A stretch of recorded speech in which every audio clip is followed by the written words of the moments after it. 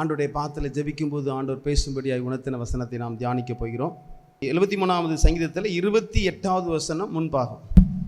எனக்கோ தேவனை அண்டிக் கொண்டிருப்பதே நலம். ஆமென்.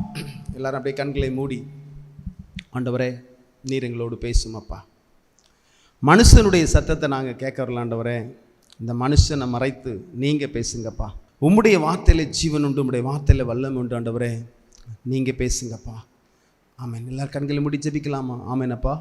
உம்முடைய வார்த்தை கொண்டு பேசி பிள்ளைகளை பலப்படுத்தும் இயேசு கிறிஸ்துவின் நாமத்தில் பிதாவே, ஆமென்.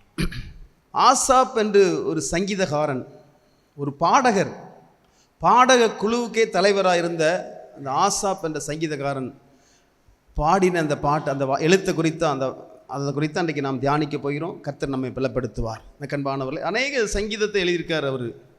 ஆனால் அவர் எழுதின எல்லா சங்கீதமும் ரொம்ப அருமையாக இருக்கும். இதில் பாருங்கள், அவர் சொல்கிறாரு, எனக்கோ தேவனை அண்டிக் கொண்டிருப்பதே நலம், நான் உமது கிரியை எல்லாம் சொல்லி வரும்படி கர்த்தராகிய ஆண்டவர் மேல் என் நம்பிக்கையை வைத்திருக்கிறேன். கண்பானவர்களே, ஆமென். நம்மளும் சொல்லலாம், எனக்கோ தேவனை அண்டிக் கொண்டிருப்பதே நலம், எனக்கோ தேவனை அண்டிக் கொண்டிருப்பதே நலம். அதுக்கு முன்னாடி உள்ள வசனத்தை படித்து பார்க்கும்போது, இதோ உம்மை விட்டு தூரமாய் போகிறவர்கள் நாசம் அடைவார்கள், உம்மை விட்டு சோரம் போகிற அனைவரையும் சங்கரிப்பீர். இப்படி நம்ம நிறைய வசனங்களை பார்க்கலாங்க. ஆண்டவர் விட்டு தூரமாய் போனால் ஆண்டோடைய ஆசீர்வாதத்தெல்லாம் இழந்துருவோம். அது மாத்திரமல்ல, இவர் என்ன எழுதுகிறார் அப்படின்னா, நாசம் அடைவார்கள் என்று சொல்லி எழுதுகிறார். பயமாக இருக்கு என்ன பார்க்கும்போதே. இவருடைய ஆவிக்குரிய அனுபவத்தை இந்த சங்கீதத்தில் நல்லா பார்க்கலாங்க. எனக்கு அன்பானவர்களே, இதே சங்கீதகாரன், இதே ஆசாப் சங்கீதம் 84 சொல்றாரு பாருங்க. எப்படி சொல்றாருன்னு பார்த்தீங்கன்னா, முதல் வசனத்தில் நான் படிக்கிறேன், சேனைகளின் கர்த்தாவே உமது வாசஸ்தலங்கள் எவ்வளவு இன்பமானவைகள். அதாவது பழைய ஏற்பாடு காலத்திலே இந்த பாடக குழு தலைவர் இந்த ஆசாப் என்ற ஒரு சங்கீதகாரன் தேவ பிரசன்னத்தை உணர்ந்து அனுபவிச்சு எழுதின ஒரு சங்கீதம். உலகத்திலே தேவ பிரசன்னத்துக்கு நிகரான சந்தோஷம் உலகத்தில் எதுவுமே கிடையாதுங்க. அது ரட்சிக்கப்பட்டு அபிஷேகம் பெற்று அந்த பிரசன்னத்தை அனுபவிக்கிறவங்களுக்கு தான் அது தெரியும். ஆமென். அந்த பிரசன்னத்துக்கு நிகரான சந்தோஷம் உலகத்தில் வேற எதுவுமே கிடையாது. அதனால பவுல் எழுதுவார், தேவனுடைய ராஜ்யம் புசிப்பும் குடிப்பும் அல்ல, நீதியும் சமாதானமும் பரிசுத்த ஆவினாலே உண்டாகும் சந்தோஷம். இன்றைக்கி சிலர் தன்னுடைய எதிர்காலத்துக்காக ஆண்டவரை தேடி வருவாங்க. சிலர் அதாவது நோயிலிருந்து விடுதலை பெறணும், அது மாத்திரமல்ல கையின் பியாசம் ஆசீர்வதிக்கப்படணும் என்று சொல்லி இப்படி நிறைய பேர் தேடி வருவாங்க. உண்மையிலே ஆண்டவரை தேடி வருவாங்க, யாரையும் அவர் கைவிட மாட்டார். அவங்கள யாரும் நம்ம கண்டிப்பாக எல்லாரும் வருவாங்க. ஆனால் தொடர்ந்து கடைசி வரைக்கும் நான் அப்படியே போனோம் என்று சொன்னால் நித்திய ஜீவனை நாம் சுதந்திரித்துக் கொள்ள முடியாது. ஆதாயத்துக்காக மாத்திரம் பவுல் சொல்வார்ல, இம்மைக்கு மாத்திரம் கிறிஸ்து மேல் நம்பிக்கை உள்ளவர்களா இருந்தார், மற்ற மனிதர்களை பார்க்கிலும் நாம் பரிதபிக்கப்பட்டவர்கள் என்று சொல்லி, யாரு தேவ பிரசன்னத்தையும் அவருடைய சக்கன மகிமையும் அனுபவிக்கிறாங்களோ அவங்க தான் பரலோகத்துக்குரியவங்க. இது நிரந்தரமாக பரலோகத்தில் நமக்கு கிடைக்கும். ஆனால் பூமியில் வாழ்கிற நேரத்தில் எப்பெல்லாம் அவருடைய பாத்தில் இருக்குமோ அப்போ தான் நாம் அதை பெற்றுக்கொள்ள முடியும். ஏதோ நேர போக்குக்கு நாம் இன்றைக்கி நிறைய பேர் கூட்டங்களுக்கு போகிறாங்க தெரியுமா, சும்மா கொஞ்ச நேரம் போயிட்டு வருவோம் அப்படின்ட்டு. இன்றைக்கி ஆலயத்துக்கும் செல்லவங்க அப்படி தான் வராங்க, ஒரு கட்டுக்காக போகணும், கிறிஸ்தவன் சொல்லி போகணும் என்று சொல்லி எப்போ முடிக்க மாட்டாங்க என்று சொல்லி இந்த ஞாயிற்றுக்கிழமை மட்டும் ஆராதனைக்கு போயிட்டு வரவங்களும் இருக்கிறாங்க. ஆமென். எனக்கன்பானவர்களே, தனிமையிலே நீ கர்த்தரை அனுபவிக்கிற ருசிக்கிற அனுபவம் உனக்கு இருக்கா? யோசித்து பாருங்கள், பார்க்கலாம். ஆமென். எனக்கன்பானவர்களே, அது ஒரு மனுஷனுக்குள்ளே இருந்துச்சு அப்படின்னா அவன் பரலோகத்துக்குரியவன். ஆமென். எனக்கன்பான இது குறித்து தான் கொஞ்சம் ஆழமாக நம்ம தியானிக்க போகிறோம். இவர் சொல்கிறாரு, எனக்கோ தேவனை அண்டிக் கொண்டிருப்பதே நலம் என்று சொல்லுகிறார்.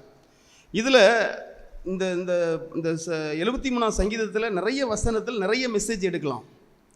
ஆனால் இது ஒரு அருமையான வார்த்தை, எனக்கோ தேவனை அண்டிக் கொண்டிருப்பதே நலம்.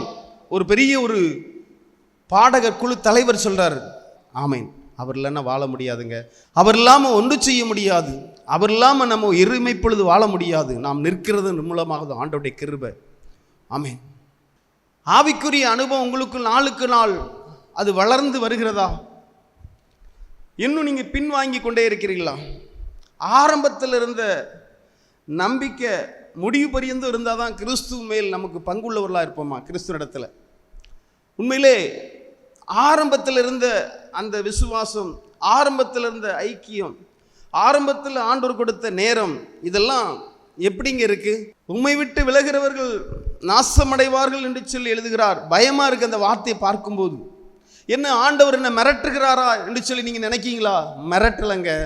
அவர் இல்லாமல் வாழ முடியாது, அவர் இல்லாமல் ஒன்றும் செய்ய முடியாது, அவர் இல்லாமல் ஒன்றும் செய்ய முடியாது. ஏமாந்துருவீங்க. அதுக்கு தான் அவர் சொல்றார், உம்மை விட்டு தூரமாய் போனவர்கள் நாசமடைவார்கள். நீங்கள் ஏமாந்துருவீங்கன்னு சொல்லி அவர் சொல்றார். கோவப்படாதீங்க, நீங்க ஏமாந்துருவீங்க, கோவப்படாதீங்க, நீங்க ஏமாந்துருவீங்க. அதனால ஆண்டவர் சொல்றார், அவரை விட்டு தூரமாக போனவர்கள் நாசமடைவார்களா? எனக்கு அன்பானவர்களே, நம்ம மேலே அன்பு வச்சு தான் அந்த வார்த்தை எழுதுகிறார். எனக்கு அன்பானவர்களே, இதை குறித்து அந்த கொஞ்சம் தியானிக்க போகிறோம். இதில் இன்றைக்கு யார் ஆண்டவரை அண்டிக் கொள்ள முடியும்? இதுதான் முதல்ல ஒரு கேள்வி. அவருடைய பாதத்தில் இருக்க முடியும். நம்ம நிறைய வசனங்களை பார்க்குறோம். கர்த்தருக்கு காத்திருக்கவர்கள் புது பலன் எடுத்து கழுகளை போல செட்டைகளை எடுத்து எழும்புவார்கள். நிறைய வசனங்களை பார்க்குறோம். கர்த்தருக்கு காத்திருக்கிறவங்களுடைய இருதயம் திடமனதாக இருக்குமா? நிறைய வசனத்தை நாம் பார்க்கிறோம். எனக்கு அன்பானவர்களே, இவர் சொல்றார், எனக்கோ தேவனை அண்டிக் கொண்டிருப்பதே நலம். தேவ அன்பை நீங்கள் ருசிச்சிருக்கீங்களா? நீங்கள் தேவ அன்பை ருசிச்சிங்கன்னா மற்றவங்க மேலே ரொம்ப பாசம் வைக்க மாட்டீங்க. அது தெரியுமா உங்களுக்கு? யாரெல்லாம் தேவ அன்பை ருசிச்சிருக்காங்களோ அவங்க மனுஷர்கள் மேலே ரொம்ப அன்பு வைக்க மாட்டாங்க. புரியுதா உங்களுக்கு? மனுஷர் மேலே அன்பு வைக்கணுங்க. ஒரேடியாக விழுந்துடக்கூடாதுல்ல. யோசித்து பாருங்கள், பார்க்கலாம். கல்யாணம் முடித்தா அவ்வளோதான், கூட்டத்துக்கே வரமாட்டாங்க. நிறைய பேர் பார்த்துருக்கீங்களா? நிறைய அப்படி ஒரு இப்படி நிறைய பேர் இருக்கிறாங்க. எனக்கு அன்பானவர்கள், ஏன் சொல்கிறேன் அப்படின்னா, எப்பொழுதும் நாம் அவரை அண்டிக் கொண்டாதான் நாம் வாழ முடியும். முடிவிலே நித்திய ஜீவனை நாம் சுதந்திரித்துக் கொள்ள முடியும். இதில் கொஞ்சம் ஆழமாக நம்ம தியானிக்க போகிறோம். இந்த சங்கீதக்காரன் இந்த 73ஆம் சங்கீதம் எழுதும்போது ஃபஸ்ட்டு எப்படி எழுதுறாரு அப்படின்னு பார்த்தீங்கன்னா, முதல் வசனத்தில், சுத்த இருதயம் உள்ளவர்களாகி இஸ்ரவேலுக்கு தேவன் நல்லவராகவே இருக்கிறார். இப்போ ரொம்ப நேரம் ஏசப்பாட்ட இருக்கிறது உங்களுக்கு பிடிக்கல, அப்படி தானே? ரொம்ப நேரம் அவருக்குள்ளே ரொம்ப நேரம் அண்டிக் கொள்வது உங்களுக்கு பிடிக்கல, அப்படி தானே? ஏன் பிடிக்கல? உண்மையிலே நம்முடைய ஆண்டவர் பரிசுத்தமுள்ள தேவனாக இருக்கிறபடினால, அவர் பாவத்தை பார்க்காத சுத்த கண்ணர். ஆமேன். சேனைகளின் தேவனாகி கர்த்தர், அவர் பரிசுத்தர் பரிசுத்தர். அவரை பார்க்கும்போது நமக்கு பரிசுத்தம் தான் தோணும். அவருடைய பாதத்தில் இருக்கும்போது அவர் நம்முடைய இருதயத்தை கிண்டி நம்முடைய பாவத்தை அறிக்கை பண்ண வைப்பார். அதனால் அவர் பரிசுத்தமுள்ள ஆண்டவர். அவருடைய பாதத்தில் உண்மையாய் தொழுது கொள்ளும் போது உண்மைதான் முதல்ல அவர் கிண்டுவார். நீ எப்படி வாழ்ந்து கொண்டிருக்கிறாய் என்று சொல்லி. எனக்கு அன்பானவர்களே, அந்த பரிசுத்தமுள்ள ஆண்டோடைய பாதத்தில் அவரை அண்டிக் கொள்ளணும் அப்படின்னா கண்டிப்பாக நமக்குள்ளே பரிசுத்தம் வேணுங்க. பரிசுத்தம் இல்லாமல் அவரை அண்டிக் கொள்ள முடியாது. ஆமேன். எனக்கு அன்பானவர்கள், சாதாரண ஒரு மனுஷனை நம்ம அண்டிக் கொள்ளலாம், மனுஷியை அண்டிக் கொள்ளலாம். ஆனால் கடவுள், உண்மையான தெய்வத்தை, ஆண்டவராய் இயேசு கிறிஸ்துவை அண்டிக் கொள்ள வேண்டும் என்று சொன்னால் நாம் பரிசுத்தமாக வாழணும். எனக்கு அன்பானவர்களே, அவர் சொல்றார், சுத்த இருதயம் உள்ளவர்களாகிய இஸ்ரவேலருக்கு தேவன் நல்லவராக இருக்கிறார். ஆண்டவர் மலை பிரசங்கத்தில் சொல்லுவார் தெரியுமா? இருதயத்தில் சுத்தமுள்ளவன் பாக்கியவான், அவன் தேவனை தரிசிப்பான் என்று சொல்லுவார். எனக்கு அன்பானவர்களே, ஏன் இன்றைக்கு எல்லாராலையும் ஆண்டவர் அண்டிக் கொள்ள முடியல? எல்லாராலையும் அண்டிக் கொள்ள முடியல. நாம் ஏசாயா 59ஆம் அதிகாரத்தில் பார்க்குறோம். நமக்கும் ஆண்டவருக்கும் பிரிவினை என்ன அப்படின்னா பாவம். பாவம் தான் நமக்கும் ஆண்டவருக்கு பிரிவினை கொண்டு வருது. இன்றைக்கு ஆண்டவரை அண்டிக் கொள்ளாதவங்க ஆண்டவரை குறை சொல்லுவாங்க. அவர் எனக்கு என்ன செய்தார், என்ன செய்கிறார், நானும் ஜெபிக்கிறேன், அவர் என்ன செய்கிறார் என்று சொல்லி போக்கு சொல்லுவாங்க. காரணம் இவங்களுடைய பலவீனம். எனக்கு அன்பானவர்களே, அப்போ ஆரம்பத்திலே சுத்திகரித்தால் தான் ஆண்டவரை அண்டிக் கொள்ள முடியுமா? முதல்ல நம்ம தேடி வந்திருப்போங்க, சுகத்துக்காக வந்திருப்போம், கையின் பியாசத்துக்காக வந்திருப்போம், குடும்ப பிரச்சனைக்காக வந்திருப்போம். ஆனால் கடைசி வரைக்கும் நாம் அதில் இருக்கிறோம் என்று சொன்னால் நாம் ஒரு ஏமாளியாக தான் இருப்போம். நம்மெல்லாம் பரிதபிக்கப்பட்டவர்கள் தான். எனக்கு அன்பானவர்களே, சுத்த இருதயம் உள்ளவர்களாகி இஸ்ரவேலருக்கு தேவன் நல்லவராக இருக்கிறாராம். இப்போ பாருங்க, அதுக்கு அடுத்த வசனத்தை படிமா. கொஞ்சம் இந்த அதிகாரத்திலே நம்ம கொஞ்சம் ஆழமாக தியானிக்க போகிறோம். படி பார்க்கலாம். ஆனாலும் என் கால்கள் தள்ளாடுதலுக்கும் என் அடிகள் சறுக்குதலுக்கும் சற்றே தப்பிற்று. துன்மார்க்கரின் வாழ்வை நான் காண்கையில் வீம்புக்காரராகி அவர்கள் மேல் பொறாமை கொண்டேன். இன்னைக்கு அநேகர் துன்மார்க்குடைய வாழ்வை பார்த்து இன்னைக்கு விழுந்துடுறாங்க. ஆமீன். துன்மார்க்கனுடைய வாழ்வை பார்த்துட்டு இவன் சற்று விலகிற பார்த்தான், சற்று இவன் சர்க்கிள் ஆகிற பார்த்தான். அவன் தன்னுடைய அனுபவத்தை சொல்றாரு, படிமா. மரண பரியந்தம் அவர்களுக்கு இடுக்கண்கள் இல்லை, அவர்களுடைய பலன் உறுதியாய் இருக்கிறது. நரற்படும் வருத்தத்தில் அகப்படார்கள், மனுஷர் அடையும் உபாதியை அடையார்கள். நல்லா கேளுங்க, நான் சுருக்கமா உங்களுக்கு சொல்லி தரேன். துன்மார்க்கனுடைய வாழ்வு எப்படி இருக்கும், துன்மார்க்கனுடைய செழிப்பு எப்படி இருக்கும் அப்படின்னா, உலக ஆசீர்வாதம் அவனுக்கு நிறைய இருக்கும். அவனுக்கு பாடு இருக்காது, உபத்திரம் இருக்காது. நல்ல கவனமாக கேளுங்க. நமக்கு ஆண்டவர், நம்மளுக்கு ஆண்டவரே சொல்லார், உலகத்திலே உபத்திரங்கள் உண்டு, நான் உலகத்தை ஜெயித்தேன், திடன் கொள்ளுங்கள். இந்த உலக ஆசீர்வாதம் யாருக்கு அதிகமாக இருக்கும் அப்படின்னா துன்மார்க்கனுக்கு தான் இருக்குங்க. அதனால உனக்கு உலக ஆசீர்வாதம் இல்லையே என்று சொல்லி நீ ஆண்டவர் விட்டு விலகிடக்கூடாது. அதுக்கு தான் அந்த சங்கீதக்காரன் நமக்கு எச்சரிப்பாய் இது எழுதியிருக்கிறார். எனக்கு அன்பானவர்களே, துன்மார்க்கனுடைய வாழ்வை பார்க்கும்போது எடறிடுவோமா நம்ம. அதான் துன்மார்க்கன் மேல் நீ பொறாமை கொள்ளாத என்று சொல்லி நிறைய வசனங்கள் உண்டு. துன்மார்க்கனுடைய வாழ்வு எப்படி இருக்கும் தெரியுமா? அது ஒரு வித்தியாசமா இருக்கும். நம்மளுடைய வாழ்வு எப்படி இருக்கும் தெரியுமா? அவர் சொல்வார், நான் விருதாவாகவா நான் சுத்திகரிக்கப்பட்டேன், நாள்தோறும் நான் வாதிக்கப்படுகிறேனே என்று சொல்லுகிறார். அந்த வார்த்தை படிமா, விருதாவாகவா. நான் விருதாவாகவா என் இருதயத்தை சுத்தம் பண்ணி குற்றமில்லாமையில் என் கைகளை கழுவினேன். நாள்தோறும் நான் வாதிக்கப்பட்டும் காலைதோறும் தண்டிக்கப்பட்டும் இருக்கிறேன். நல்ல கவனமா கேளுங்க. யாக்கோபு சொல்லுவா தெரியுமா, என் சகோதரரே, பலவிதமான உங்களுக்கு சோதனையிலே நீங்கள் அகப்படுவீர்கள் என்று சொல்லுவார். நல்ல கவனமா கேளுங்க. அவர் சொல்றார், நாள்தோறும் நான் வாதிக்கப்படுகிறேனே என்று சொல்லுகிறார். நான் விருதாவாக அதே ஆசாப் தான் சொல்றாரு முதல் வசனத்துல, சுத்த இருதயம் உள்ளவர்களாகிய இஸ்ரவேலருக்கு தேவன் நல்லவராகவே இருக்கிறார் என்று சொல்லுகிறார். காரணம் என்ன அப்படின்னா, நாம் துன்மார்க்கனை போல வாழ்ந்தோம் என்று சொன்னால் தேவனை நாம் அண்டிக் கொள்ள முடியாது. யாருக்கெல்லாம் புரியுது சொல்லுங்க பார்க்கலாம். துன்மார்க்கனை போல நாம் வாழ்ந்து கொண்டிருந்தோம் என்று சொன்னால் தேவனை நாம் அண்டிக் கொள்ள முடியாது. நம்முடைய ஆண்டவர் பரிசுத்தம் உள்ள தேவன். ஆமீன். என்ன கண்பானவர்களே, துன்மார்க்கனுடைய வாழ்வு எப்படி இருக்கும் அப்படின்னா, இந்த உலகத்தில் நாம் எதையாவது சாதித்தரலாம் என்று சொல்லி அந்த ஒரு எண்ணம் இருக்கும் அவங்களுக்கு. செல்வ பிரியராக இருப்பாங்க, பணப்பிரியராக இருப்பாங்க. எவ்வளோதான் பணம் இருந்தாலும் அவங்களுக்கு பணத்தில் திருப்தி இருக்காது. எவ்வளோதான் செல்வம் இருந்தாலும் செல்வத்திலே திருப்தியாக இருக்காது. பைபிள் சொல்லுது, பணப்பிரியன் பணத்தினாலே திருப்தி அடைவதில்லை, செல்வ பிரியன் செல்வத்தினாலே திருப்தி அடைவதில்லை. எவ்வளோதான் பணம் வந்தாலும் சரி அவங்க திருப்தி அடைய மாட்டாங்க. எனக்கு அன்பானவர்களே, உழைக்க வேண்டும், உழைக்க வேண்டும், உழைக்க வேண்டும், பணம் சம்பாதிக்க வேண்டும், பணம் சம்பாதிக்க வேண்டும், பணம் நிறையா இருக்க வேண்டும், பேங்கில் எப்பொழுதும் பேலன்ஸ் இருக்கணும். இப்படியே தான் அவங்களுடைய எண்ணங்கள் ஓடிட்டு இருக்கும். ஆனால் ஆவிக்குரிய அனுபவம் உங்களுக்கு புரியாது. அவர் சொல்கிறார், துன்மார்க்கருடைய வாழ்வையும் செழிப்பையும் பார்த்து நான் கொஞ்சம் தள்ளாடிற பார்த்தேன். அதுக்கப்புறம் இந்த சங்கீதக்காரன் என்ன செய்கிறான் அப்படின்னா, ஆண்டவருடைய பாதத்தில் தனித்து இருக்கிறான். ஆண்டவரே, இதுக்கு எனக்கு வியாக்கியானம் வேணும், இதுக்கு பதில் வேணும். என்ன நடக்குது தெரியுமா? படிமா அதுக்கப்புறம் வசனத்தை. இவ்விதமாய் பேசுவேன் என்று நான் சொன்னேன், ஆனால் இதோ உம்முடைய பிள்ளைகளின் சந்ததிக்கு துரோகியாவேன். சொன்னாலே, இப்படி சொன்னாலே நான் துரோகியாவேன். படிமா அதுக்கப்புறம். இதை அறியும்படிக்கு யோசித்து பார்த்தேன். நான் தேவனுடைய பரிசுத்த ஸ்தலத்துக்குள் பிரவேசித்து அவர்கள் முடிவை கவனித்து உணரும் அளவும் அது என் பார்வைக்கு விசனமாய் இருந்தது. நிச்சயமாகவே நீர் அவர்களை சறுக்கலான இடங்களில் நிறுத்தி பாழான இடங்களில் விழ பண்ணுகிறீர். அவர்கள் ஒரு நிமிஷத்தில் எவ்வளவு பாழாய் போகிறார்கள், பயங்கரங்களால் அழிந்து நிர்மூலமாகிறார்கள். பாருங்க, அவங்க அழிந்து போகிறாங்க. ஒரு இமைப்பொழுதுல அவங்க அழிந்து போறாங்க.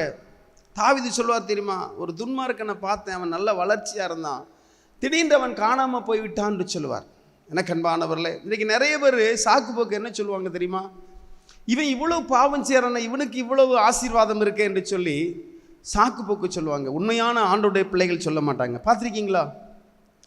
நம்ம ஆண்டவரை பற்றி அவங்கள்ட்ட சொன்னால் அவங்க திருப்பி இப்படி பேசுவாங்க. இவங்க இப்படி சேட்டை பண்ணுறாங்க, கிறிஸ்தவங்கள் அங்கே தானே இருக்காங்க, இவங்க இவ்வளோ சேட்டை பண்ணுறாங்க, இவங்க நல்லா தானே இருக்கிறாங்க அப்படிம்பாங்க. சிலவங்க துன்மார்க்கனை பார்த்துன்னு சொல்லுவாங்க. நல்ல கவனமாக கேளுங்கம்மா, ஆண்டவர் ஒரே இமைப்பொழுதில் 800 கோடி ஜனங்களுடைய உள்ளங்களையும் அறிந்திருக்கிற ஆண்டவர். அவருக்கு தெரியும் எப்போ யாரை நீதி செய்ய வேண்டும் என்று சொல்லி, யாரை எப்போ நியாய தீர்க்க வேண்டும் என்று சொல்லி எல்லாமே ஆண்டவருக்கு தெரியும். எனக்கு அன்பானவர்களே, இப்போ இந்த சங்கீதக்காரன் என்ன சொல்கிறார் அப்படின்னா, இனி படிமா என்பதான் ரொம்ப நல்லா இருக்கும். நித்திரை தெளிந்த உடனே சொப்பனம் ஒளிவது போல் ஆண்டவரே, நீர் விழிக்கும் போது அவர்கள் வேஷத்தை இகழுவீர். இப்படியாக என் மனம் கசந்தது, என் உள்ளந்திரியங்களிலே குத்துண்டேன். நான் காரியம் அறியாத மூடனானேன். உமக்கு முன்பாக மிருகம் போல் இருந்தேன். ஆனாலும் நான் எப்பொழுதும் உம்மோடு இருக்கிறேன். என் வலது கையை பிடித்து தாங்குகிறீர். உம்முடைய ஆலோசனையின்படி நீர் என்னை நடத்தி முடிவிலே என்னை மகிமையில் ஏற்றுக்கொள்வீர். பரலோகத்தில் உம்மை அல்லாமல் எனக்கு யார் உண்டு? பூலோகத்தில் உம்மை தவிர எனக்கு வேறே விருப்பம் இல்லை. துன்மார்க்கன் பூமியில செழிப்பா வாழ்வாங்க, அவனுக்கு பரலோகம் கிடைக்காது, அவன் பரலோகத்துக்கு போக முடியாது. நமக்கு முடிவிலே நித்திய ஜீவன் உண்டு, அவர் மகிமையிலே நம்மை எடுத்துக்கொள்வார். அது மாத்திரமல்ல, நமக்கு நித்திய ஜீவனை ஆண்டவர் கொடுக்கிறார். மரணம் நமக்கு ஒரு முடிவா இருக்காது, அது நமக்கு ஒரு துவக்கமா இருக்கும். அது மாத்திரமல்ல, மரணத்துக்கு அப்புறம் நமக்கு நித்திய காலமாய் நாம் நித்திய ஜீவனை நாம் சுதந்திரித்து கொள்ளலாம். ஆனால் துன்மார்க்கனுக்கு அப்படி இல்லை. மரணத்துக்கு அப்புறம் நித்திய காலமாய் நிந்தை நரகத்தில் வேதனைப்பட்டு கொண்டிருப்பான். அதனால தான் அவர் சொல்கிறாரு, பரலோகத்தில் உண்மையில்லாமல் எனக்கு யார் உண்டு என்று சொல்லி. எனக்கு அன்பான தேவனுடைய பிள்ளைகளே, பாடுகள் உண்டு, உபத்திரம் உண்டு. ஆனால் ஆண்டவரை அண்டிக் கொள்ளுகிற ஒரு அனுபவம் இருந்தால் தான் நம்மளுமாய் ஆண்டோடைய நாமம் மைப்படும், நம்ம பாதுகாக்கப்பட முடியும். எனக்கு அன்பானவர்களே, இந்த உலகத்தை பார்க்கும்போது எங்கு சென்றாலும் ஒரே பிரச்சனை, பாடு. ஆனால் நம்ம பாதுகாக்கப்படணும் அப்படின்னா இயேசுவை அண்டிக் கொள்ளணும். ஆமாம், பக்கத்தில் கையை பிடிச்சு சொல்லுங்க பார்க்கலாம். நம்ம பாதுகாக்கப்படணும், முடியிலே நித்திய ஜீவனை நாம் சுதந்திரித்துக் கொள்ள வேண்டுமானால் இயேசுவை நாம் அண்டிக் கொள்ள வேண்டும். அவரை அண்டிக் கொள்ளுகிற அனுபவம் என்னங்க? ஒரு பக்கம் அவருடைய பாதத்தில் இருக்கும்போது தேவ பிரசன்னுடைய சக்கன மகிமை ஒரு சந்தோஷத்தை நமக்கு தரும். இன்னொரு பக்கம் அவரை அண்டிக் கொள்ளும் போது நிறைய நன்மைகளை நாம் பெற்றுக்கொள்ளலாம். ஜெபிக்கும்போது ஆண்டவர் நம்முடைய ஜெபத்துக்கு பதில் கொடுப்பார். வேதத்தை தியானிக்கும் போது நம்முடைய இருதயம் இன்னும் சுத்தமாகும். இப்படி நிறைய சொல்லிட்டு போகலாம். அவரை அண்டிக் கொள்ளும் போது நிறைய ஆசீர்வாதங்கள் இருக்கு. அண்டிக் கொள்ளுகிற ஒரு அனுபவம் அழகா ஆண்டவர் புதிய ஏற்பாட்டில் சொல்லுவார் தெரியுமா? 2 பெண்கள், நம்ம எல்லாருக்கும் தெரியும், மார்த்தாள் மரியாள், தெரியாத கிறிஸ்தவங்களே கிடையாது, அப்படிதானே? பாருங்க, 2 பேரும் ஆண்டவரை ஏற்றுக்கொண்டு ஆண்டவர் அந்த ஏரியாவுக்கு ஊழியத்துக்கு வரும்போதெல்லாம் எப்படியும் இந்த மார்த்தாள் மரியாள் வீட்டில் தான் ஆண்டவர் அங்கே தான் தங்குவார், அங்கே தான் சாப்பிடுவார். அவ்வளவு நேசித்த அந்த குடும்பம். அவளுடைய அண்ணன் சகோதரர் தான் மரித்ததை ஆண்டவர் உயிரோடு எழுப்பினார் என்று சொல்லி நாம் வேதத்திலே பார்க்கிறோம். லாசர் என்ற ஒரு சகோதரனை. நமக்கு புரியுதுங்க, ஆண்டவரை அண்டிக் கொள்ளுகிற ஒரு அனுபவம் என்ன அப்படின்னா, இப்போ 2 பேர் இருக்கிறாங்க. மார்த்தாள் தான் முதல்ல ஆண்டவரை ஏற்றுக்கொண்டு ஆண்டவர் வீட்டுக்கு அழைக்கிறாள். ஆண்டவர் வீட்டுக்கு வந்ததும் பாருங்க, மார்த்தாள் ஆண்டவருக்கு எப்படியாவது நல்ல உணவு கொடுக்க வேண்டும் என்று சொல்லி, நல்ல ஆண்டவருக்கு நல்ல ருசியாய் உணவு கொடுக்க வேண்டும், கடவுள் மனுஷனா பூமியில வந்து நம்ம வீட்டுக்கு வந்திருக்கிறாரே என்று சொல்லி ஆகாரம் செய்யும்படியாய், ஆண்டவருக்கு ஆகாரம் செய்யும்படியாய் வேலை செய்து கொண்டிருக்கிறாள். உண்மையிலே அது ஒரு வகைக்கு நல்லது தான். ஆனால் நல்ல கவனமாக்கலுங்க, மரியாள் என்ன செய்கிறா அப்படின்னு பார்த்தீங்கன்னா, ஆண்டவருடைய வார்த்தையை, அவர் பேசுகிற வசனத்தை கேட்டுக்கொண்டு அவருடைய பாதத்தில் இருக்கிறாள். ஆமீன். அவருடைய பாதத்தில் இருக்கிறார் அப்படின்னா ஆண்டவருடைய வார்த்தையை கேட்கிறாள்.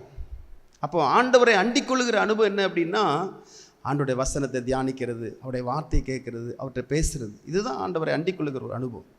இப்போ என்ன நடக்கு அப்படின்னா, இப்போ மார்த்தாள் என்ன சொல்றா தெரியுமா? படிங்க பார்க்கலாம். லூக்கா 10ஆம் அதிகாரத்தில் அந்த கடைசி பாகத்தில் இருக்கு. படி. மார்த்தாளோ பற்பல வேலைகளை செய்வதில் மிகவும் வருத்தம் அடைந்து அவரிடத்தில் வந்து, ஆண்டவரே, நான் தனியே வேலை செய்யும்படி என் சகோதரி என்னை விட்டு வந்திருக்கிறதை குறித்து உமக்கு கவலை இல்லையா? இல்ல, நல்ல கவனமா கேளுங்க. அப்ப வேலை செய்து திரும்ப ஆண்டவர்கிட்ட வந்து சாப்பாடை கொடுத்து போயிருந்த ஆண்டவர் இந்த வார்த்தையை சொல்லியிருக்க மாட்டார். நல்ல கவனமா கேளுங்க. இப்ப வேலை செய்தவள் தன்னுடைய தங்கையை குறை சொல்லுகிறாள். நல்ல கவனமாக கேளுங்க. அதுவும் ஆண்டவரே உமக்கு கவலை இல்லையான்னு சொல்லி கேட்கிறாள். அதனால தான் ஆண்டவர் சொல்லுகிறார், படிமா, எனக்கு உதவி செய்யும்படி அவளுக்கு சொல்லும் என்றால், இயேசு அவளுக்கு பிரதியுத்தரமாக, மார்த்தாளே மார்த்தாளே, நீ அநேக காரியங்களை குறித்து கவலைப்பட்டு கலங்குகிறாய். நல்லா என்ன உதாரணத்தை கொண்டு வர தெரியுமாங்க? நல்லா நீங்கள் லேடிஸ் எல்லாமே நீங்கள் நல்லா புரிஞ்சுக்கணும். ஜென்ஸாக இருந்தாலும் சரிதான், நம்ம ஆண்டவருடைய பாதத்தில் இருந்து தான் உலக வேலையை செய்ய ஆரம்பிக்கணும். இதுதான் முக்கியம் என்கிறதுக்காக ஆண்டவர் இதை சுட்டி காட்டுகிறார். அதாவது அவருக்கு தாங்க ஆகாரம் செய்கிறார் மார்த்தாள். ஆனாலும் ஆண்டவர் எதை விரும்புகிறார் அப்படின்னா, அவருடைய பாதத்தில் இருக்கிறதா விரும்புகிறார். அப்போ இன்றைக்கு உலகத்தில் நமக்கு உண்மையிலே பிள்ளைகளுக்கு ஆகாரம் செய்து கொடுக்கணும், கணவருக்கு ஆகாரம் செய்து கொடுக்கணும், எல்லாருக்கும் ஆகாரம். இதிலே நம்ம போய் நம்ம நேரத்தை வேஸ்ட் பண்ணிடக்கூடாது. முதல்ல ஆண்டோடைய பாதத்தில் இருந்துட்டு அதுக்கப்புறம் நம்ம ஆகாரம் செய்யணும். இப்போ ஆகாரம் செய்கிறது குறித்து எதுவும் ஆண்டவருக்கு தாங்க செய்கிறார். உண்மையிலே ஆண்டவர் மேலே அவ்வளோ ஒரு அன்பு வச்சிருக்கிறார். ஆனால் தேவ திட்டம் என்னன்னு சொல்லி இந்த அம்மாவுக்கு தெரியல. அது மாத்திரமில்லை, தன்னுடைய தங்கையை குறை சொல்கிறார். எனக்கு அன்பானவர்களே, நல்லா கவனமாக கேளுங்க. அப்போ முதல்ல ஆண்டவருடைய பாதத்திலேருந்து நாம் எல்லா வேலையும் நம்ம தொடங்கும் போது அது ஆசீர்வாதமாக இருக்கும். அது மாத்திரமல்ல, வேலையும் செய்தது போல இருக்கும், நமக்கு ஆண்டவரை அண்டிக் கொள்ளுகிற ஒரு அனுபவம் இருக்கும். இப்போ திரும்ப என்ன சொல்றார் ஆண்டவர்? படிமா. தேவையானது ஒன்றே. பாருங்க, தேவையானது ஒன்று. இதுதான் முக்கியங்க. தேவையானது ஒன்று என்ன தெரியுமா? படிமா. மரியாள் தன்னை விட்டு எடுபடாத நல்ல பங்கை தெரிந்து மரியாள் தன்னை விட்டு எடுபடாத நல்ல பங்கை தெரிந்து கொடுத்தாள். நீங்க ஆண்டவரை ருசிக்க ஆரம்பிச்சிங்க, ஆண்டோடைய பாத்தில் இருக்க ஆரம்பிச்சிட்டிங்கன்னா நீங்கள் அவரை விட்டு விலக மாட்டீங்க. தன்னை விட்டு எடுபடாத நல்ல பங்கு, இதுதான் முக்கியம். ஆண்டவரை அண்டிக் கொள்கிற ஒரு அனுபவம். எனக்கு அன்பானவர்களே, நாம் வேலை செய்து கொண்டு ஆண்டவரை தேடாதபடி, ஆண்டோடைய பாதத்தில் இல்லாதபடி நாம் இருந்தோம் என்று சொன்னால், அன்றைக்கு எப்படி மார்த்தாள் புலம்புனாலோ அதே போல் நம்மளும் புலம்புவோம். புரியுதா உங்களுக்கு? வேலையும் ஓடாது, ஆண்டோடைய பாதத்தில் இருக்க முடியாது. எனக்கு அன்பானவர்களே, அப்போ இந்த கிருபை நாட்களில் யாருங்க ஆண்டவரை அண்டிக் கொள்ள முடியும்? உண்மையிலே ஆண்டவரை நாம் அண்டிக் கொள்ளணும், அவரை விட்டு விலகாத ஒரு அனுபவம் நமக்குள்ளே இருக்கணும். அப்படின்னா நம்ம சுத்தமாக இருக்கணும். அதான் சொல்கிறாரு, சுத்த இருதயமுள்ளவர்களாகி இஸ்ரவேலுக்கு தேவன் நல்லவராகவே இருக்கிறார். கர்த்தர் நமக்காக பூமியில் வந்து ஒரு சொட்டு ரத்தம் இல்லாதபடி நமக்காக ரத்தத்தை சிந்தியிருக்கிறார். ஆமீன். ஆண்டவரே, பாருங்க, இந்த வேதத்தை நம்ம தியானிக்கணும், அவருடைய பாதத்தில் இருக்கணும். அப்படின்னா நம்முடைய இருதயம் சுத்தமாக இருக்கணும். நீங்கள் வீட்டிலேயே படித்து பாருங்கள். யாக்கோப்பு எழுதுவார், பேதுரு எழுதுவார். உங்களுடைய கசப்பு, உங்களுடைய கோபம் எல்லாவற்றையும் நீங்கள் ஓரமாக வைத்து விட்டு நீங்கள் இந்த வேதத்தை தியானிங்கன்னு சொல்லுவார். நீங்கள் வீட்டில் போய் படித்து பாருங்கள்.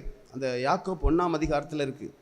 அதே போல் பார்த்தீங்கன்னா பேதுருவும் 1 பேதுரு 2ஆம் அதிகாரத்திலையும் சொல்லுவார். ஆமீன்.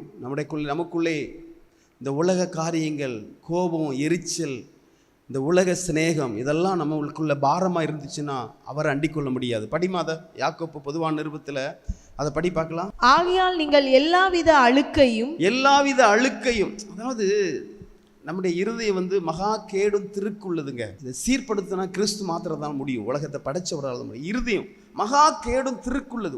ஒன்று பேசுவாங்க, திரும்ப ஒன்று பேசுவாங்க, அங்கே போனால் ஒன்று பேசுவாங்க, இங்கே போனால் ஒன்று பேசுவாங்க. இது எல்லா மனுஷனுக்கும் இருதயம் திருக்குள்ளதும் கேடுள்ளது. அதனால் நிறைய அழுக்கு இருக்கும், கொடிய துர்க்குணங்கள் இருக்கும். இதெல்லாம் அகற்றி விட்டு படிமா. நீ அதை நல்லது. உங்கள் உள்ளத்தில் நாட்டப்பட்டதாயும் உங்கள் ஆத்துமாக்களை ரட்சிக்க வல்லமையுள்ளதாயும் இருக்கிற வசனத்தை பாருங்க. அன்றைக்கு மரியாளிடத்துல ஆண்டவர் பேசின வார்த்தைங்க. அவர் மனுஷனை வந்து நேருக்கு நேராக பேசுறாரு. இன்றைக்கு நமக்கு இந்த பைபிள் ஆண்டோடைய வார்த்தையா இருக்குங்க. இது யாரெல்லாம் நம்புறீங்க? இது நீ அவரை அண்டிக்கொள்ளணும் அப்படின்னா உண்மையிலே நம்முடைய துர்க்குணம் எல்லாவற்றையும் அகற்றிவிட்டு நாம் உள்ளத்திலே எந்த ஒரு அழுக்கும் இல்லாதபடி நாம் இருந்தோம் என்று சொன்னால் நம்முடைய நாட்டம் எல்லாம் தேவனை அண்டிக்கொள்ள தான் நமக்கு தோணும். புரியுதா உங்களுக்கு? அதனால தான் சொல்றாரு, சுத்த இருதயமுள்ளவர்களாகிய இஸ்ரவேலுக்கு தேவன் நல்லவராகவே இருக்கிறார். இன்னைக்கு பாருங்க, நிறைய பேருக்கு ஆவிக்குரிய கூட்டம் பிடிக்காதான். ஏன் பிடிக்கல சொல்லுங்க பார்க்கலாம். ஏன் பிடிக்கல? நமக்குள்ளே அழுக்கு பிரச்சனைகள் இருந்தால் பிடிக்காதுங்க. ஆவிக்குரிய கூட்டத்தில் ஆவியானவர் அசைவாடுவார், மனுஷரிக்கம் இருக்காது. அவங்களுக்கு சர்ச்சில் இருக்கிற ஆராதனை ஒர்ஷிப் பிடிக்கும். ஆமேன். ஆனால் ஆவிக்குரிய கூட்டம் பிடிக்காது. சொல்ல உங்களுக்கு புரியுதாம்மா? கோபக்காரங்க, எரிச்சல், பெருமை, பொறாமை, சின்ன வயசுல சூது, கபடு பிடிக்காது. ஆண்டவருடைய பாதத்தில் இருக்கணும் அப்படின்னா அவருடைய இரத்தத்தால் கழுவப்பட்டு அந்த பரிசுத்த ஆவியின் அபிஷேகத்தை பெற்றோன்னா நம்ம என்ன செய்வோம் தெரியுமா? நமக்கு தோன்றது பூரா அவருடைய பாதத்தில் இருக்கணும். அவருடைய பாதத்தில் இருக்கும். அவரை அண்டிக் கொள்ளுகிற ஒரு அனுபவம் வேணும். இதை தான் நம்ம அனுப்பிப்போம். எனக்கு அன்பானவர்களே, பாவப்பிரியன் பாவத்தினால் அவன் திருப்தி அடைய முடியாதுங்க. ஓசியாவில் அழகா சொல்லுவார். அதாவது பாவத்தினால் அவங்க திருப்தி அடைய முடியாது. எந்த பாவியும் பாவத்தினால் அது மரணத்தை தான் கொண்டு வரும். திருப்தி அடைய முடியாதுங்க. அது போதான்னு தான் இருக்கும் அவங்களுக்கு பாவம். புரியுதா உங்களுக்கு? ஆனால் தேவ பிரசன்னை அது எப்படி தெரியுமாங்க? அது வேற மகிமை, அது வேற, அதே வேறங்க அது. ஆமே. அவங்க தனிமையை தான் ருசிப்பாங்க. தேவ பிரசன்னத்தை அனுபவிக்கிறவங்க தனிமையை விரும்புவாங்க. புரியுதா உங்களுக்கு? தனிமை, வேதத்தை தனிமையை தியானிக்கணும், தனிமையை ஜெபிக்கணும், தனிமையை ஆண்டவர்கிட்ட பேசணும். ஆமென். எல்லாரும் எழுந்து நிற்கலாமா தேவ சமூகத்தில்? ஆமென். அந்த மேக ஸ்தம்பம், அந்த அக்கினி ஸ்தம்பமா இறங்கி ஆண்டவர் அற்புதம் செய்ய போறார். எல்லாம் நடக்குமே. ஆமென். எல்லாம் நடக்கும், அற்புதங்கள் நடக்கும், பிசாசு ஓடும். இயேசு கிறிஸ்துவின் நாமத்தினால நோய்கள் மறையும், பாவக்கட்டுகள் நீங்கும். ஆமென். எல்லாம் நடக்கும். அந்த பரிசுத்த ஆவியானவர் இறங்கி வந்தார். தேவன் இறங்கி வரும்போது உங்களை சும்மா விடுவாராங்க? சொல்லுங்க, ஆண்டவரே இந்த விடுதலை கூட்டத்துக்கு மனுஷன் நம்பி நாங்க வரல, ஆண்டவரே உம்மை நம்பி நாங்க வந்திருக்கிறோம் தகப்பனே. நீங்க வந்தா எல்லாம் நடக்கும். ஆமென். அவர் வந்தா எல்லாம் நடக்கும். ஆமென். என்ன நோக்கத்தோடு வந்திருக்கீங்க? தம்பிமாரெல்லாம் கொஞ்சம் அப்படியே சிந்திச்சு பாருங்க, பார்க்கலாம் உங்களுடைய எதிர்காலம் எப்படிங்க யோசிக்கிறீங்க. அவர் சொல்றாரு சங்கீதக்காரன், எனக்கோ தேவனை அண்டிக் கொண்டிருப்பதே நலம், உம்முடைய கிரியைகளை நான் சொல்லி வராமல் இருப்பனோ என்று சொல்லி கேட்கிறார். ஆமென். ஆண்டவர் நமக்காக இறங்கி வந்திருக்கிறார். கடவுள் மனுஷனா பூமியில வந்து நமக்காக ஒரு சொட்டு ரத்தம் இல்லாதபடி ரத்தத்தை சிந்தி இருக்கிறார். நீங்க ஆண்டவருக்காக என்ன செய்ய யோசிச்சிருக்கீங்க? ஆமாம், என் குடும்பம் என் வேலை தான் எனக்கு முக்கியம் நினைக்கீங்களா? அது துன்மார்க்கந்தமா அப்படின்னு நினைப்பேன். நீங்க சொல்லுங்க, ஆண்டவரே நீர் என்னை நடத்தும் அப்பா, நீர் என்னை நடத்தும் ஆண்டவரே, நீர் என்னை நடத்தும், உம்முடைய கிரியைகளை நான் சொல்லாமல் நான் இருப்பேனோ என்று சொல்லுகிறார் அந்த சங்கீதக்காரன். அவர் இல்லாமல் ஒன்றும் செய்ய முடியாது. அவர் உங்களை உயர்த்துவார். அந்த மேக ஸ்தம்பம், அந்த அக்கினி ஸ்தம்பத்தை நம்ம இன்னைக்கு அனுபவிக்கணும். இங்க இருக்கிற எல்லாருமே நீங்க அதை அனுபவிச்சீங்கன்னா நீங்க ஓடி ஓடி வரீங்க கூட்டத்துக்கு. ஆமென். உங்களுக்கு ஆவிக்குரிய கூட்டம் ஒரு இனிமையா இருக்கும். தேவனுடைய ராஜ்யம் புசிப்பும் குடிப்பும் அல்ல, நீதியும் சமாதானமும் பரிசுத்த ஆவினாலே உண்டாகும் சந்தோஷம். அன்றைக்கு மோசே சீனாய் மலையில ஏறும்போது அந்த மேக ஸ்தம்பமாய் இறங்கின ஆண்டவர் இன்றைக்கு இந்த கூட்டத்தில் இறங்கி அவர் எல்லாவற்றையும் செய்ய போகிறாராம், எல்லாவற்றையும் செய்ய போகிறாராம். அது மாத்திரமல்ல, இஸ்ரவேல் ஜனங்களை வழிநடத்தும் போது பகலிலே மேக ஸ்தம்பம், இரவிலே அக்கினி ஸ்தம்பம். ஹல்லேலூயா. எங்களோடு பேசினீர், உமக்கு நன்றி. ஜெபம் செய்வோம். எங்களை நேசித்து வழிநடத்தி வருகிற எங்கள் அன்பின் ஆண்டவரே, மீண்டுமாக கர்த்தாவே உம்முடைய சமூகத்திலே வருகிறோம் ஐயா. இந்த விடுதலையின் கூட்டத்திலே கர்த்தாவே உம்மை பாடி மகிமைப்படுத்தவும், எங்களுடைய ஜெபங்களை ஏறெடுக்கவும், இறை வார்த்தையை பகிர்ந்து கொள்ளவும் தக்கதான மேலான பாக்கியத்தை நீர் எங்களுக்கு தந்தீர் ஐயா. உம்மை நன்றியோடு துதிக்கிறோம் ஐயா. இந்த விடுதலையின் கூட்டத்திற்கு கலந்து கொண்டிருக்கின்ற ஒவ்வொருவரையும் நீர் ஆசீர்வதிக்கும்படியாக ஜெபிக்கிறோம் ஐயா. வாஞ்சையோடு மன விருப்பத்தோடு தகப்பனே இந்த கூடுகையில் கலந்து கொள்ள நீர் கிருபை செய்த சிலாக்கியத்திற்காக உமக்கு நன்றி செலுத்துகிறோம் ஐயா. தகப்பனே, அவர்கள் ஏறெடுத்த எல்லா விண்ணப்பங்களையும் நீர் ஏற்றுக்கொள்ளும்படியாக பரிசுத்த ஆவியானுடைய அபிஷேகத்தினால முழுவதுமாக நிரப்பும்படியாக உம்முடைய சமூகத்தில் ஜெபிக்கிறோம் ஐயா. சுத்த இருதயமுள்ளவர்களாகிய இஸ்ரவேலருக்கு தேவன் நல்லவராகவே இருக்கிறார் என்று சொன்ன வேத வசனத்தின்படி சங்கீதக்காரனுடைய அந்த அனுபவத்தில் ஒவ்வொருவரும் நாங்கள் கடந்து செல்லத்தக்கதான பாக்கியத்தை நீர் எங்களுக்கு கொடுக்கும்படியாக ஜெபிக்கிறோம் ஐயா. ஒவ்வொருவருக்கும் கர்த்தாவே தாவீதின் அந்த அனுபவத்தில் சுத்த இருதயத்தை அவர் பெற்றுக்கொண்டது போல அவருடைய வாழ்வில் எல்லா விதமான பாடுகள் நிந்தனைகளை எல்லாம் சகித்து வெற்றி சிறந்தவராக காணப்பட்டது போல நாங்களும் எங்களுடைய வாழ்க்கையில் சுத்த இருதயம் உள்ளவர்களாக பரிசுத்தமுள்ள வாழ்க்கை வாழுகின்றவர்களாக அதன் மூலமாக உம்மை அதிகமாக அண்டிக் கொள்கின்ற வாழ்க்கை வாழ்கின்றவர்களாக ஜீவிக்கத்தக்கதான பாக்கியத்தை நீர் எங்களுக்கு கொடுத்திருக்கிறீர். இந்த நேரத்திலும் கூட கர்த்தாவே ஆவியானவருடைய அபிஷேகம் எங்களுடைய ஒவ்வொருடைய இருதயத்திலும் இருந்தபடியினாலே நன்றியோடு துதிக்கிறோம் ஐயா. எந்த போராட்டங்கள் வந்தாலும் எந்த நிந்தைகள் வந்தாலும் அவற்றையெல்லாம் பொறுமையோடு நாங்கள் சகித்து கொண்டு இவ்வுலக பாடு எங்களை என்ன செய்ய முடியும், அவ்வுலக வாழ்வை காண காத்திருக்கிறேன் என்று பக்தன் பாடினது போல தகப்பனே, நாங்கள் அவ்வுலக வாழ்விற்கு எங்களை ஆயத்தம் செய்கின்றவர்களாக இந்த உலக வாழ்வில் எங்களுடைய வாழ்க்கை பயணத்தை தொடர நீர் கிருபை செய்யும்படியாக ஜெபிக்கிறோம். வந்திருக்கின்ற ஒவ்வொருவரையும் ஆசீர்வதியும். இந்த ஜெப கூடுகையின் மூலமாக, இந்த விடுதலையின் கூட்டத்தின் மூலமாக ஒவ்வொருவரும் விடுதலையின் வாழ்வை பெற்றுக்கொண்டவர்களாக இந்த உலக வாழ்விலே வாழத்தக்கதான பாக்கியத்தை நீர் அருளி செய்யும்படியாக ஜெபிக்கிறோம் ஐயா. கர்த்தர் நீர் பெரியவர், உம்மால் எல்லாம் கூடும், உம்மால் கூடாத காரியம் இந்த உலகத்திலே ஒன்றும் கிடையாது என்ற நிச்சயத்தோடு நாங்களும் இந்த உலக வாழ்விலே எங்களுடைய வாழ்க்கை பயணத்தை தொடர நீர் கிருபை செய்யும்.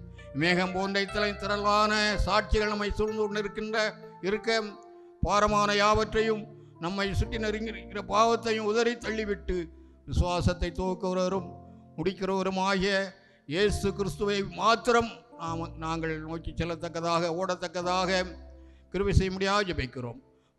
இந்த விடுதலையின் கூட்டத்தை நீர் ஆசீர்வதித்து தந்திருக்கிறீர், நன்றி செலுத்துகிறோம் ஐயா. தொடர்ந்து இந்த கூட்டத்தின் மூலமாக இன்னும் அநேகர் கர்த்தாவே உம்மை ஏற்றுக்கொண்டவர்களாக, அநேகர் இன்னும் அதிகமாக இந்த கூட்டத்தில் கலந்து கொண்டு உம்மை அறிந்து கொள்ளத்தக்கதாக கிருபை செய்யும்படியாக ஜெபிக்கிறோம். மீட்பரும் இரட்சகருமாய் இயேசு கிறிஸ்துநாதன் மூலமாய் மனத்தாழ்மையோடு வேண்டிக் கொள்கிறோம் நல்ல பிதாவே.